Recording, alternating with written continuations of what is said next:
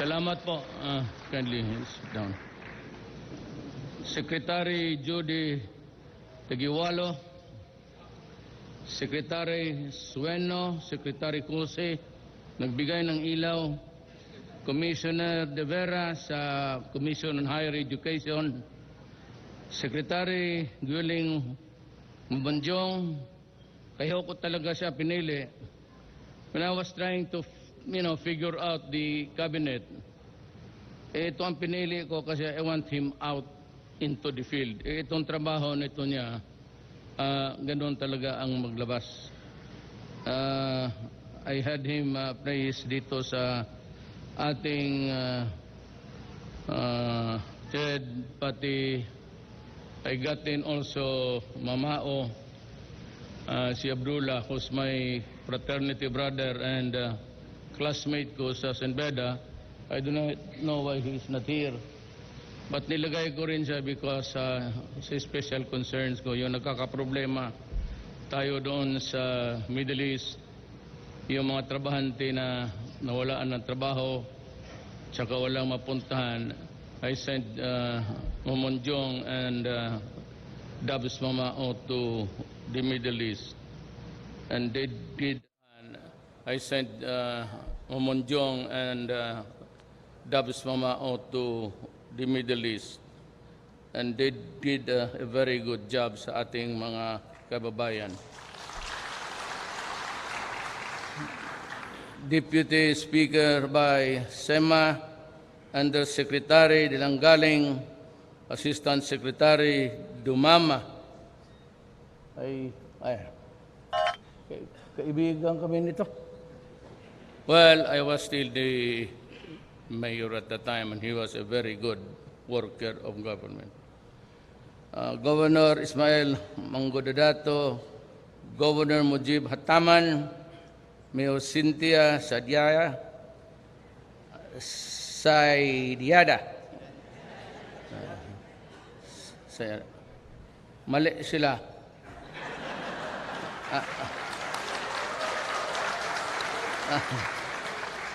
Acting Executive Secretary Aristoza, mga kasama ko sa gobyerno, mga mahal kong mga kababayan.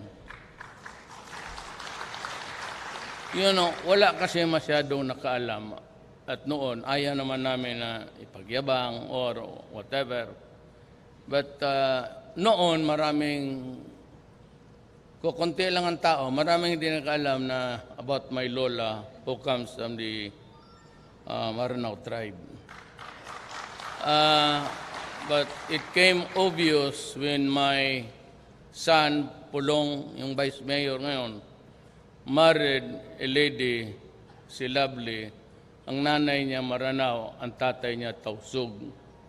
Then it became open na sinabi na namin nga yung roots nga namin. Nakita-kita kami doon sa Marawi. Pero medyo ngingilabot ako magpasok doon sa bukid. Hindi kasi alam nila kung sinong iambos. Basta lahat na lang, sabi ko, bantay kayo sa akin. Kaya helicopter na lang ako ng helicopter. Hindi na ako napadaan doon sa... Well, in a way, I am happy kasi kung papasok ka, makikita mo yung Duterte Empire.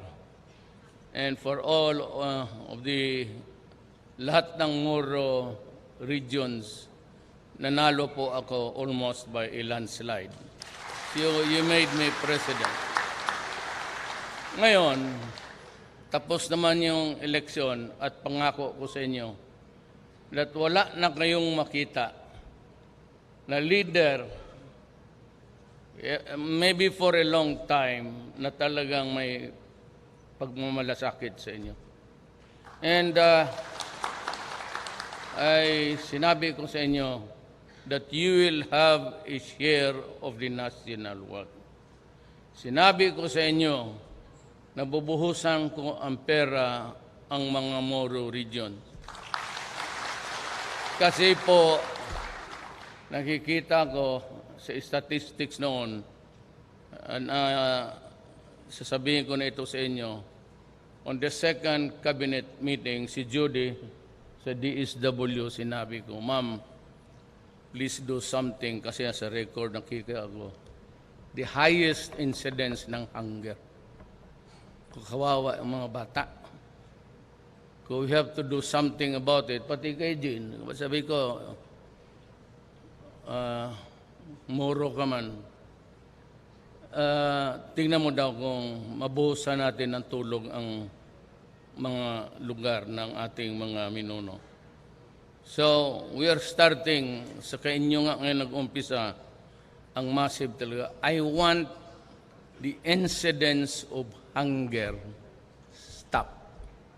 Hanapan natin ng paraan, even malang para sa pagkain ng mga bata. So, there has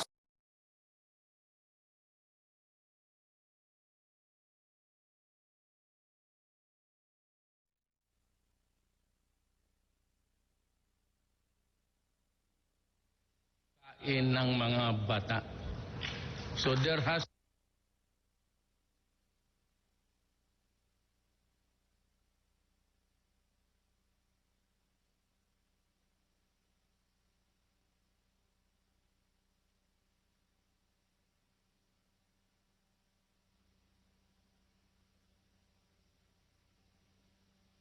kita ninyo yung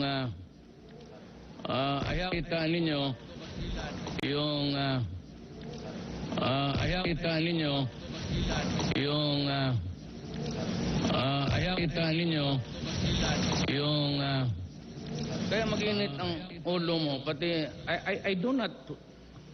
I'm not surprised bakit talagang magulo ang Pilipinas pati dito tayo sa Mindanao. When I became president, sabi ni Secretary Piñol is good. Maano lang yan siya. Pareho kami yung pabunganga. Pero it's good. I mean, it means well for his fellow men. Wala yan siyang ano-ano. Wala kami bigotry na ganitong tribo, Ilocano. Pareho kami yan. Wala. Diretso-diretso ang tingin namin sa kapwa-tao namin.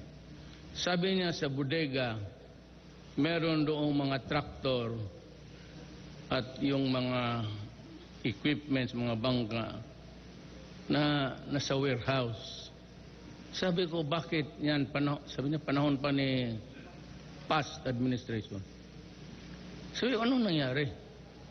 Sabi niya, na pagbiligyan mo yung farmer ng isang tractor, yung cooperative, they have to raise a certain amount as a counterpart. Sabi ko talaga itong gobyerno na ito loko-loko. Kaya pala talagang magulo ang ating bayan. Baski ako. Bakit ka maghingi ng counterpart doon sa farmer? No? Walang pero, walang pagkain eh. O how can I put up his share of yung counterpart na? Sabi ko, ipamigay mo yan. Sabi niya yung kuwa, sabi ko, hayaan mo yung kuwa, pagdating doon sa Maguindanao, bahap, tuloy ang ulo nila. Kind of stupid, and hindi ko talaga maintindihan. Why would you come up with a program that would be asking a counterpart? Binibigyan mo na nga kasi mahirap. So, the next acquisition yung mga traktor, it's a very small one. Pero, hindi naman yung tractor talaga nakikita mo yung sa construction. But it's a farm tractor. And I will buy more and I will give everybody their share para sila. Ang problema lang, baka pagdating ko doon sa dealer, pag-uwi ko, nandoon na yung naibigay ko, baka pinagbili na. Diyan tayo magkakaproblema. Well, anyway, take care of those properties because it is not ours. It is the money of the people. So, kung anong maibigay, lalo na yung mga makinarya, the secret there is maintenance. Sundin mo lang yung ano sinasabi doon sa libro para tumagal yung bagay sa inyo.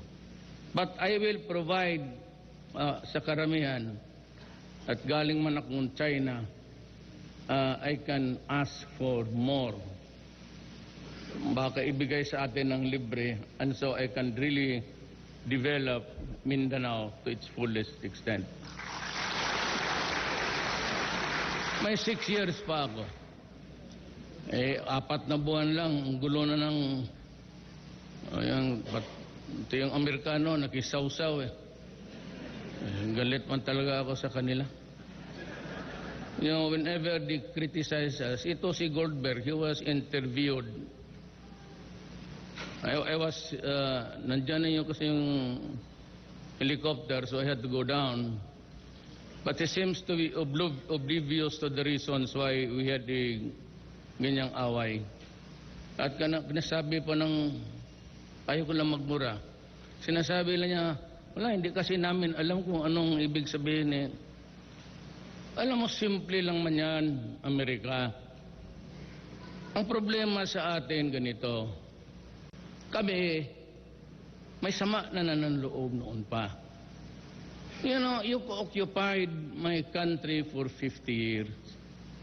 And in your governance, pang-hold ninyo sa amin, puro sheer force, takot at kayo nag-umpisa ng patayan. Kung ayaw mo nang lumaban sa inyo, pinagpapatay ninyo. Tapos doon sa Hulo, Marawi, grabe ang Davao, ang massacre. Pila-pila ang mga katawan. Yan pa lang, hindi na maganda sa amin yan. But what really appalls me, I really do not know. Hanggang ngayon, hindi nila naintindihan. Kakabalik-balik ko lang pati yun ang sinabi ko sa China. Ulitin ko lang to uli for your education para matuto ka. You are criticizing me sa drugs. Ayaw ko man naman pumatay ng tao. Sino bang may gusto?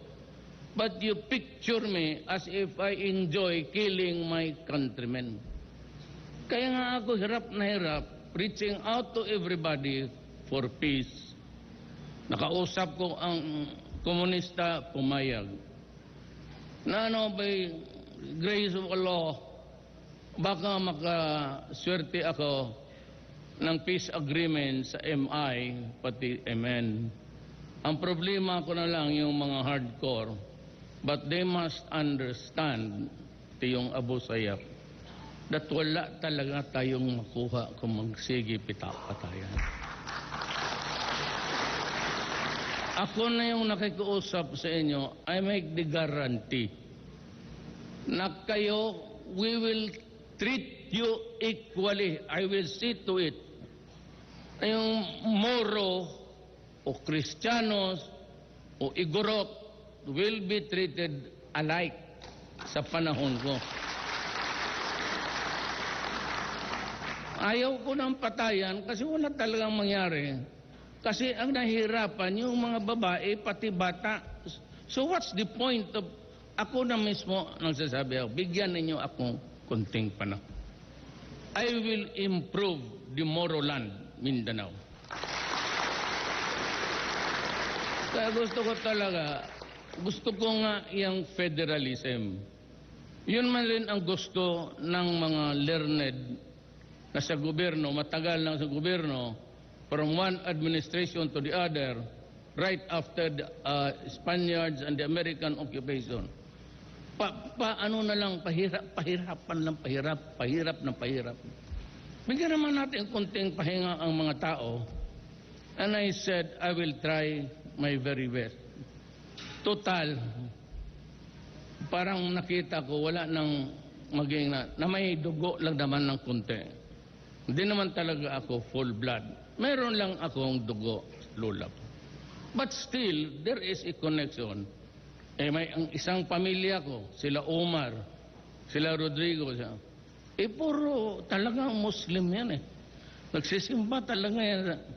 Because sumunod doon sa, if you want to marry a Muslim lady, you have to convert. That is why yung isang linya ng apo ko, puro Moro yan. So how could I turn my back? Paano ako kung magkagera? Saan ako kakampi? Kampi ako sa Kristiyanos o kakampi ako ng Muslim? Ilagay din ako sa alanganin eh. At, anong gawin ko? Mag-suicide na lang siguro ako para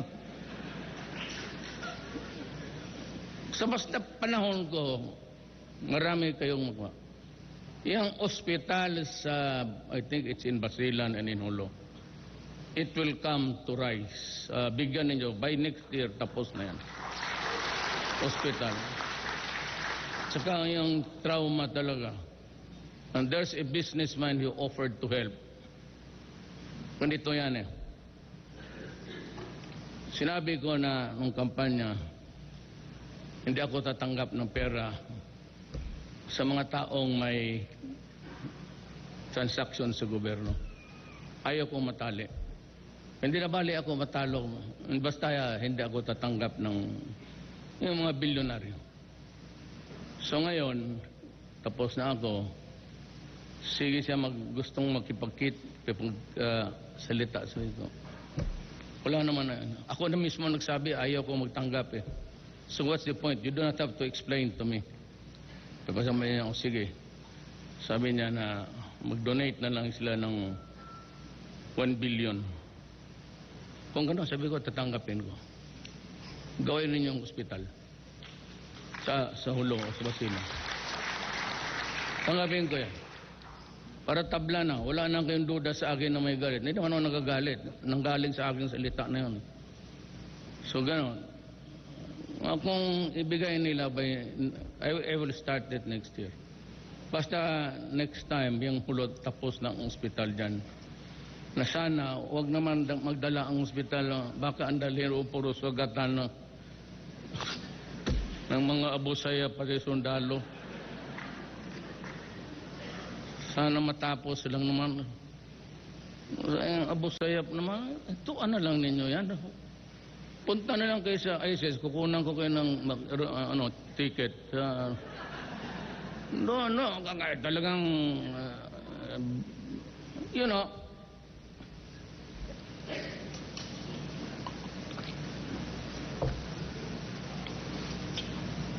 pareho ang history natin. Long before Europe pati Amerika, nakita nila ang disyerto. Wala pang bayan noon, wala pang nasod. Pumunta sila doon dahil sa oil. They use the oil of the Middle East. Mura pa noon, wala pang may-ari, wala pang mga bayan. And they built to their own industry. Kaya sila nag-industrial power. Sila na una, ito naiwan dito, sige lang supply ng oil. Just like in the Philippines, they came here just to chop the trees, do mining, at mga trabahante lang rin ang mga minuno natin. Kaya ngayon, ganyan eh. Ngayon yung mga Arab, pagdating ng mga 18-something, pinaghati-hati nila. Sila mismo ang nagsabi, ito yung Libya, ito yung Iran, Iraq, ito yung Syria. Hindi kagustuhan ng mga tao doon. Kaya yung tribo doon, Shiite pati yung siya. Hindi na nila kinikonsider yung kultura. Pinagalo-halo nila. Kita mo ngayon. Galit talaga. Ang mga tao, sila na mismo nagpatayan. Habang nandyan yung Amerikano. Kagaya rin dito, nutusan ko si Lovely, pumunta doon sa Holo, sabi ko, kausapin ko sila. Yung mga hardcore ko, huwag yung magdala ka lang tao na galing talaga doon sa loob, sa abot sayap. Ayaw talaga nila kasi galit sila. Wala naman akong magawa. Pero huwag mong pahirapan ang bayan mo. Bang araw, sabi ko, pagdating ng federal, total, hatiin man yan. Ako basta sabi ko, pagdating ng panahon, bilisan lang ninyo, kayo mga congressman, bilisan ninyo ang federal. At paghanap tayo ng configuration ng gobyerno na talagang powerful, kanya-kanyang region. Bahala kayo kung anong gusto ninyo dito. Bilisan lang ninyo. Kasi ako, sabi ko, yung federal type provides a precedent. Pag natapos yan ng 3 taon, ay asahan ninyo, I give you my word, pag nandyan na yung framework, I will resign to give way to a new president. Wala na kayong isipin pa. Basta ako sana mismo ako magsabi, alis na ako. Hindi ako maghintay ng 6 years. Just hurry up the process. Pagka nandyan na yung federal, tapos pag hati-hatiin na yung region, federal region ganon, at more power yan sa baba, less power doon sa itaas, at kayo na ang bahala kung ano ang nakita ninyo dito. But Mindanao holds a promise sa agriculture. Kung matanim lang yan ang bukid lahat, yung mga bakanting lupa, you will be the richest. Sundin na, huwag na muna ninyong away, sundin na ninyong Kidapawan. Kidapawan by 2022-23 would have overtaken sa Davao sa income dahil sa tinatanim. Kaya ninyo dito yan. Ngayon, yung ligwasan ng Mars na yan, pag may oil kaya totoo, pwede sino may-ari niyan, di kayo rin mapinabang. Iko lang, walang away, somebody can do some drilling there. At kung sino yung napili ninyo na gobyerno, yun ang magpatakbo, yun ang magagamit ng pera. So you elect men, yung honest, na talagang may fervor, na tulungan niya yung kapwa niya na muro. Yan ang importante dyan. Kayo can have your leader. Ako, huwag mo ninyo akong isipin, papasalamat na lang ako sa tulong ninyo. Maraming salamat sa inyo, pero I will not stay long pagka nandyan na yan. Pag mag-eleksyon, maghanap ng presidente, pero kung ulol, di patayin ninyo. Madali lang patayin ng tao. Yan ang dream ko sa aking bayan. Yan ang pangarap ko dito sa Mindanao. Hanapan lang natin ng paraan kasi wala talagang mangyari. This has been going on as far as I can remember 1972. Wala na ginawa kung hindi magpatayan. I will assure you, hintuan na ninyo until 3, 4, 5 years, things will improve, and I promise you, you will have your own share of development money. Wala akong ibang matanda na wala nang baski gusto ko mag-asawa, sabi niya, matanda ka naman. Wala na. So, ang akin lang is may mga apo kasi ako. Mga apo sila naawa ako sa anong pag-asa nitong mga bata na ito. I mean, if they can go back to Hulo and to Marawi and look beyond the doon sila magnegosyo, hindi makapasyal sila sa bayan nila mismo. Kakahawa naman kasi na hindi magpunta doon kasi makidnap. Kasayang ng naawa ako sa mga bata. And that is just, lakahin mo yan, ganun yan eh. There's so much hatred, just stop it. For once, sabihin mo dyan, kayong lahat, pati lahat ng mga Kristiyano, hintuin ninyo yan. Even for a while, just to para makapagpasok ang gobyerno. At sabi ko naman, ibibigay ko sa inyo. Anong ibigay ko sa inyo? Nauna nga kayo, kita mo. Wala pa yung iba. Kaya mo na mga Cebuano mo, mga mayabang yan. Kayo mo. Tsaka kayo yung kailangan talaga. So, where the need to help is urgent, we will be. Basta ang gusto ko, may project akong hospital para hindi na tayo may Secretary of Health naman kayo. Yan. Director lang yan noon. Ngayon, undersecretary na. Secretary. Maya baka presidente pa ng federal government yan. Oo, bait may doktor. So, baka ewan ko kung ano, but hindi na ako dadating yung Deputy Prime Minister ng Malaysia, pati yung First Secretary ng... So, hindi masyado makatagal. Sabi nga sa airport sa akin noon sa mga military na nandoon sila because salubungin nila yung Prime Minister. Gusto ko sana pagbaba niya sa aeroplano, nandoon ako. Malaysia is a very important ally. Ang sakit lang, uliin ko ang sakit ko sa Amerika ganito. Alam ninyo, may nangyayari na nga, may namatay na nga na mayor.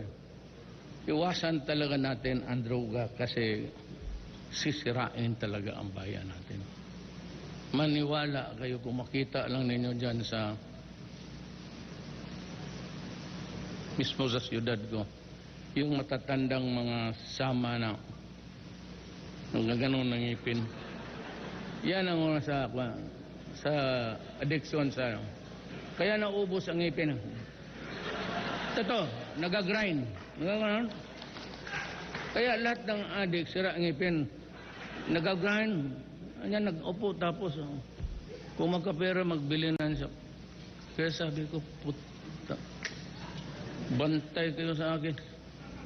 Hindi talaga ako papayag na sirain ang bayan natin. Hindi talaga ako. I will stake my life on the presidency itself. But it is really a matter of honor for me not to allow my country to disintegrate. Kasi ano ang usip-isip ko rin, paano ang mga Moro? On the other hand, paano ang mga Kristiyanos dito sa Mindanao? Wag na muna yung ibang lugar. At alam mo, sa totoo lang, wala itong from the heart. Punta mag-abot ka, yan si Abram. Doon nakikita ko, mayor man tawag na sa akin.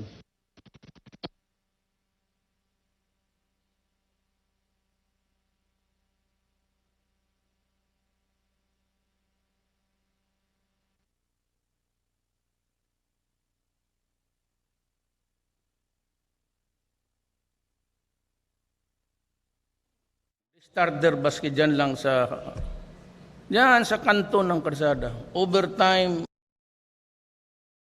may iba may magagandang may iba may bahay na. But look at the toil and sacrifice ang ginagawa. Maawa ka talaga.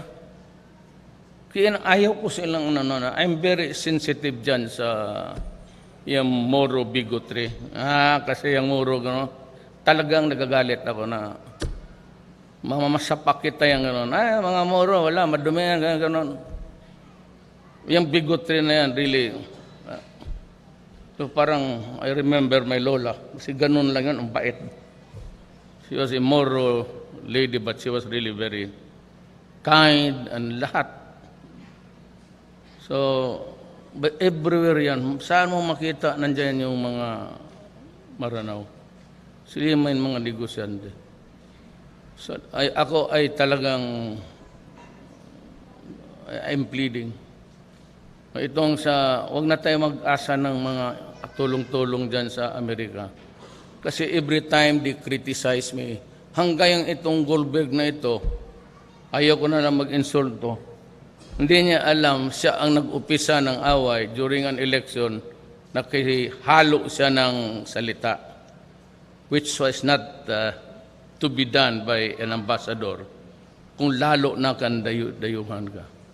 At itong ngayong maraming patay, at alam namin yung lumalaban talaga yan, ang gusto nila, sabi ng Amerikano, na kung hindi mahinto yung malay ko ba ko. Nandiyan yung pulis, pakialam ko, may trabaho yan. Anong enkwentro yung araw na yan, ako ang sinisisi. And I'd like to send this message once again and for the last time. You talk to us as if you are still under your mga colony time. Na parang tauhan ninyo kami na kung magbigay kayo ng aid, maraming kondisyones. Dito sa droga, makinig kayong mabuti. Hoy, mga Amerikano, hindi ninyo yung style ninyo na pag hindi na hinto yung patayan, ganon, yung aid or assistance ninyo, hindi ninyo ibibigay sa amin. Para kaming aso na may tali, na sabihin mo, next time, yung pan naming assistance, itatapo namin doon sa malayo. Pero hawakan ka, para tayong aso na pag ganun na hindi natin maabot na bunganga.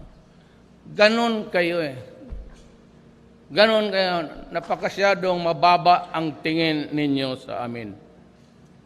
Kasi dumaan nga kami yung kolony ninyo, akala ninyo, bata-bata pa rin kami ninyo. Pues, hindi yan. Marami ang lumaban sa inyo yung panahon na yon. Maraming nagpakamatay because ayaw nila kayo. Isa doon siguro ang mga minuno ko. Kasi ako na-insulto sa ginagawa ninyo. Huwag na kayo magsabi, ay, anong ibig sabihin no Duterte, gano'n. Hindi namin sabi intindihan. Hindi maintindihan. Simple lang. Huwag mo kaming bastusin. Total, mabubuhay rin kami. Baski na papano, mabuhay kami, baski wala kayo. Yun lang. Yung pagbabastos ninyo. So you are easy with the words like, gano'n. Kasi kayo mga Amerikano, wala sa inyo yan. Pero sa aming mga Orientals, lalo na Pilipino, lalo na more sensitive sa insulto eh. Parang gano'n, gawala yan. Bakit? Anong tingin mo sa amin? Butit na lang kasi ako ang nainkwentro ninyo. Ayun kong iba. Hindi kayo makabalik dito. Insultuhin ninyo ng gano'n yan. So, that is the long and short of really my quarrel with America. You do not know what dignity the pride of the person is. Wala kayong, mawalaan ng muka eh. Pagka mawalaan ng muka, parang sinampal sa publiko, tapos talaga tayo dyan. Yan ang ibig kong sabihin. Huwag kayo magpaikot-ikot, kayong mga Karen Davila na, what, sige, ask. Yan ang rason. Yan ang rason kung bakit. Diretsuhin ko na lang. So, yung assistance ninyo, hindi na lang yan.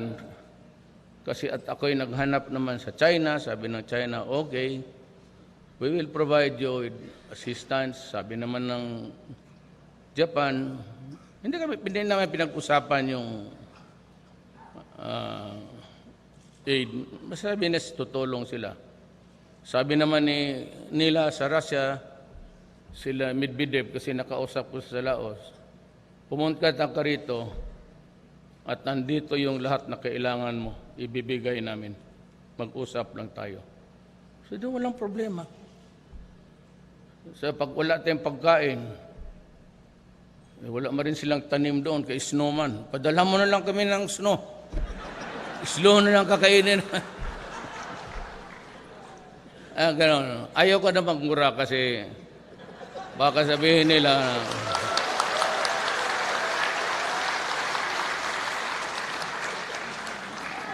maghanap na lang kayo ng bayan na nakakasikmura sa insulto nyo. Kami mga Pilipino, hindi naman kami patay gutom. Kung yan ang ibig ninyo sabihin. Hindi kami patay gutom. Nakakasurvive kami. Yung mga minuno namin, bakit hanggang ngayon, kaganda pa ng building. Gobernador, believe ako sa, gawaan mo ka ako ng ganito. Ito, is this an old building? Maganda. Kaya maganda. Buti pa kayo. Sa totoo lang. Wala akong nakita nito kasi Davao. Totoo. Totoo kayo taga Davao. Ang pinakamalaki niya nung yung hindi ganoon yung pag ganon. Yung ipaakyat doon sa likod. Davao may ganoon pero SM pinakamalaki. Kaya yung tao doon, hindi niya ako makikita. Kasi pag ganon niya, gaganon din yung isa. Pag ganon ang isa, gaganon na yung ulo eh.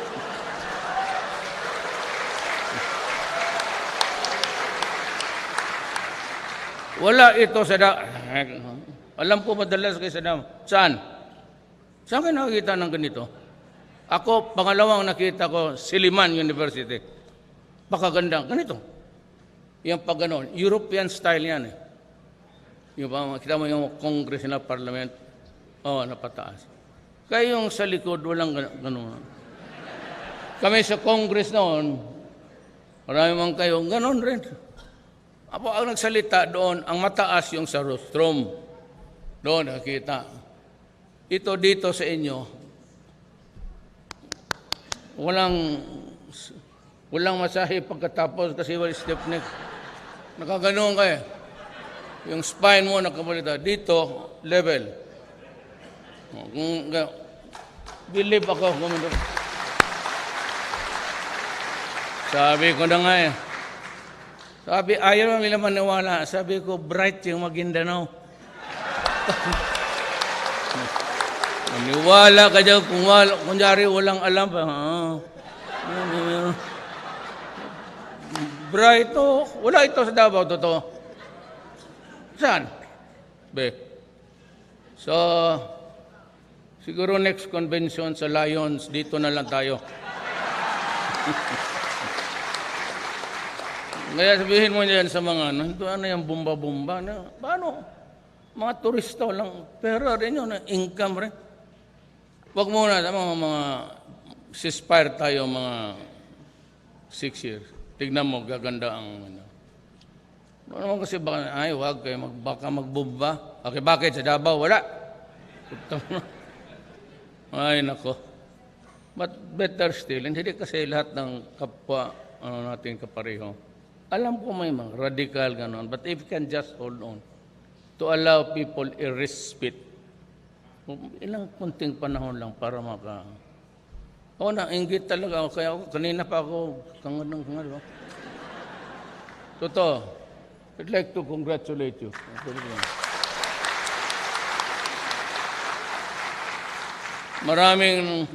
Maraming talent ang Maguindanao na hindi talaga nakita.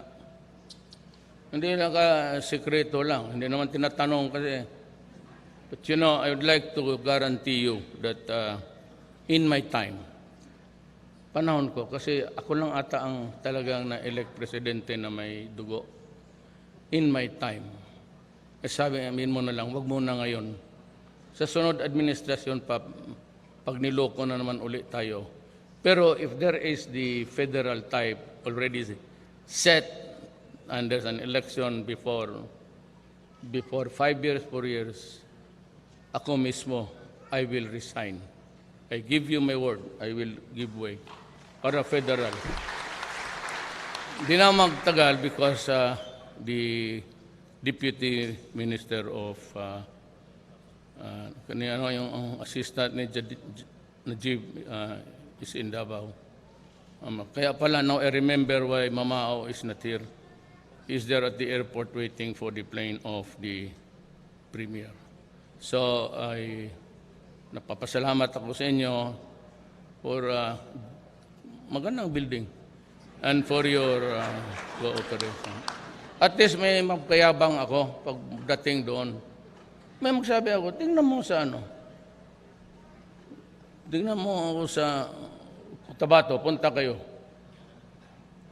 Pagdating, bakit? Akala ko ba, ang dali lang ninyo. Sir, hindi man kami nakadaan. Pagdating dito, checkpoint ng Army. Tapos dito, MILF.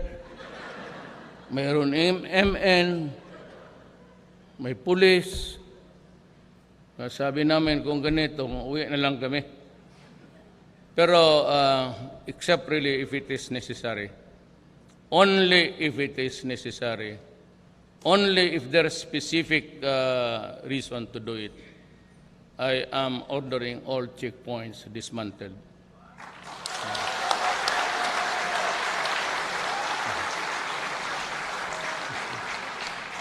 Well, kung sabihin mo lang mag-ano na, ngayon kung may suspect ka ganon, tapos alam mo dadaan, there's a probability or A1 information. Pero kung mag-ano lang kayo ng check sa mutagna ba, dyan, baka meron, baka wala, huwag yan. And that is for the entire country. I do not want to check. Mga checkpoint, sabi paano dito banda sa Mlang, Dapawan. Akala ko ba may NPA dyan? Hindi sila na mag-checkpoint. Dito, yung MI kung may purpose kayo. Pag wala naman, huwag kang mag-checkpoint. MNLF, ganon rin. Pag walang purpose, baka na mag-checkpoint. Kasi pagpagulo ng buhay ng Pilipino. There are things you have to correct along the way. But let me assure you, again, before I go that, I will commit a good part of the Philippines' revenue taxes dito sa Basilan, Pulo, Tawi-Tawi, pati itong ARM. Ang ARM, I want the hunger talaga, ng bata. Mahina ako dyan. Mahina ako dyan, pagkabata. Talagang lalambot lang ako. Pag galit na galit ako, may bata akong kaharap, ano ako. Baski yung mga tao ko, pag galit ako, pinapatawa ko, tawagin mo,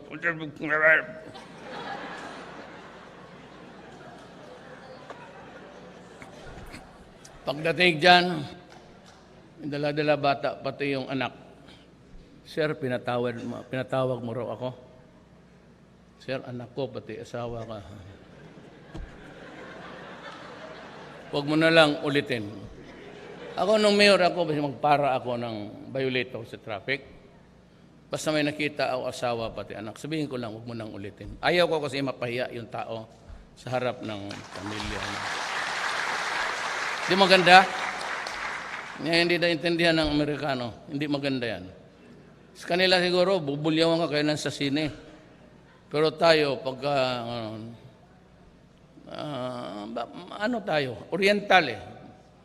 Bulong lang, ganon. Sila, Mr. Duterte, we gave you the funds for this project at now, President.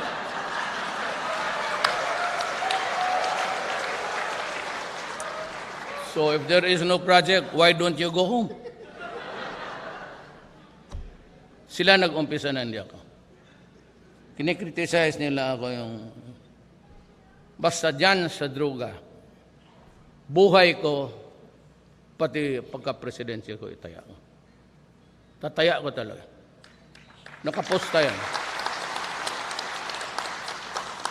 Pero kung sa trabaho, serbisyo sa inyo, walang problema yan. At ako, kilala naman niya ako, even as mayor.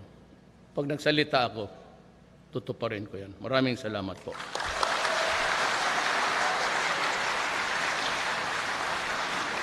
Thank you very much, Mr. President. May we request the President for a photo opportunity with the ARMM government officials and national